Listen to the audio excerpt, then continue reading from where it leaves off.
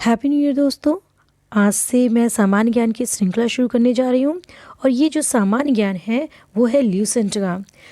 और जहाँ तक हम जानते हैं सभी के पास ल्यूसेंट होगी, लेकिन उसे पढ़ा कैसे जाए, उसे याद कैसे किया जाए, क्योंकि इतना सारा कंटेंट होता है उसमें और हम उसमें कंफ्यूज्ड हो जाते हैं। तो इसको हम कैसे पढ़ें और कैसे याद कर लें, उसके लिए थोड़ा थोड़ा हम लोग लेकर के चलेंगे, थोड़ा थोड़ा पढ़ेंगे। आप हमारे साथ याद करिएगा, जल्दी से जल्दी आपको ये सारी कंटेंट आपको याद हो जाएंगे। इसमें देख लीजिए, जैसे विषय सूची है इसकी, इतिहास है, हिस्ट्री है, और ये सभी एग्ज़ाम्स में आते हैं, जैसे कि आपके बैंक हो गए और रेलवे है, टीचिंग फील्ड है, या कोई भी आपका क्षेत्र है, सारे क्षेत्र में ये सामान्य ज्ञान पूछा जाता है। तो चलिए हम लोग शुरू करते हैं। ये पहले आप इसका कंटेंट देख लीजिए कि देखिए इसमें हिस्ट्री है, ज्योग्राफी, और ये सारा लेकर के आप देखेंगे तो इसमें कुल मिलाकर के 11 कंटेंट हैं। कितने कंटेंट है? ये देखिए 11 है। कंप्यूटर, और हम लोग वन बाय वन इसको पूरा पढ़ेंगे। तो सबसे पहले हम लोग शुरू करते हैं इतिहास से, ठीक है।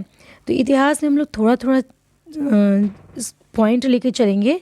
और सबसे पहली बात ये है कि जब हम पढ़ेंगे, कुछ भी पढ़ेंगे, तो जो चीज़ हमें आती है उस पे हम लोग टिक नहीं लगाएंगे, और जो नहीं आता है उस पे हम लोग टिक लगाते हुए चलेंगे। ये सबसे इम्पॉर्टेंट पॉइंट है, क्योंकि हम पेन का यूज़ हम लोग पूरे पूरे लाइन में कर देते हैं, तो इस वजह से जब हम उसको दोबारा जब रिवीजन करने चलते हैं तो हमें वो चीज़ याद नहीं रहती है।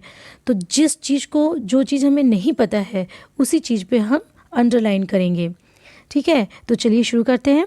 देखिए, जैसे भारत का इतिहास है, तो उत्तर में हिमालय से लेकर दक्षिण में समुद्र तक फैला यह उपमहाद्वीप भारतवर्ष के नाम से ज्ञात है। यह हम जानते हैं, तो इसमें अंडरलाइन नहीं करना है। जिसे महाकाव्य तथा पुराणों में भारतवर्ष अर्थात भारत का देश तथा यहाँ के निवासियों को भारतीय अर्थात भारत की संतान कहा गया है। भारत एक प्राचीन कबीले का नाम था। प्राचीन भारतीय अपने देश को क्या पुकारते थे? जम्बूद्वीप। जम्बूद्वीप अर्थात जम्बू का मतलब होता है जामुन, वृक्षों का द्वीप कहते थे, ठीक। अब जैसे कि मुझे ये चीज़ स्पेशल लगी तो मैंने इसके नीचे अंडरलाइन कर लिया। तो जब हम रिवीजन करेंगे तो ये सिर्फ हमें क्या पढ़ना पड़ेगा? ये जम्बूद्वीप, जामुन का द्वीप, ये पढ़ना पड़ेगा और ये हमारे दिमाग में फिट हो जाएगा। प्राचीन ईरानी इसे सिंधु नदी के नाम से जोड़ते थे, जिसे वे सिंधु न कहकर हिंदू कहते थे। यही नाम फिर से पूरे पश्चिम में फैल गया और पूरे देश को इसी एक नदी के नाम से जाना जाने लगा। यूनानी इसे क्या कहते थे? इंदे, और अरब में इसे हिंद कहते थे। ये अक्सर प्रश्न पूछे भी जाते हैं कि यूनानी जो है इसे क्या पुकारते थे? इंद, और अरब में हिंद कहा जाता है। मध्यकाल में इस देश को हिंदुस्तान कहा जाने लगा। यह शब्द भी फारसी शब्द हिंदू से बना है। और ये आप देखेंगे कई एग्जामिनेशन में पूछा जा चुका है कि जो हिंद शब्द है ये किस भाषा में है? ये फारसी भाषा में है। यूनानी भाषा के इंदे के आधार पर अंग्रेज इसे इंडिया कहने लगे, ठीक है। विंध्य की पर्वत श्रृंखला देश को उत्तर और दक्षिण दो भागों में बांटती है। उत्तर में क्या कहते हैं? इंडो यूरोपीय। ये देखिए, उत्तर में इंडो यूरोपीय परिवार की भाषाएं बोलने वालों की, और दक्षिण में द्रविड़ परिवार की भाषाएं बोलने वालों का बहुमत है।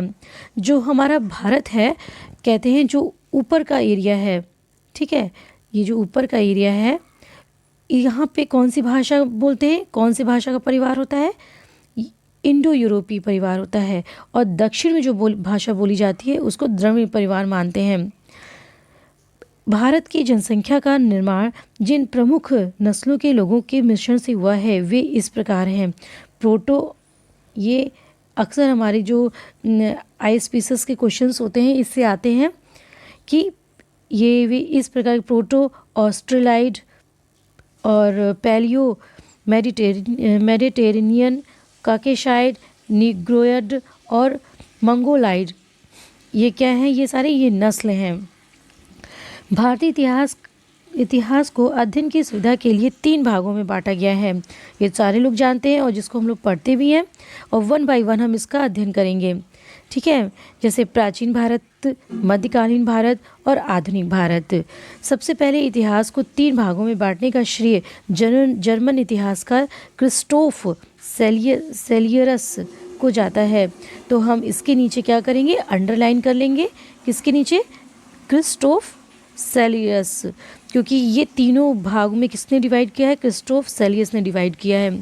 तो इस तरह से हम अंडरलाइन करते हुए चलेंगे वहाँ जहाँ जिसको हम जानते हैं कि हमको वो एकदम नहीं पता है, तो वहाँ अंडरलाइन करते हुए चलेंगे। ठीक है, अब हम अगली वीडियो में आपसे चर्चा करेंगे प्राचीन भारत के इतिहास के बारे में। तो मिलते हैं अगले वीडियो में, तब तक के लिए नमस्कार।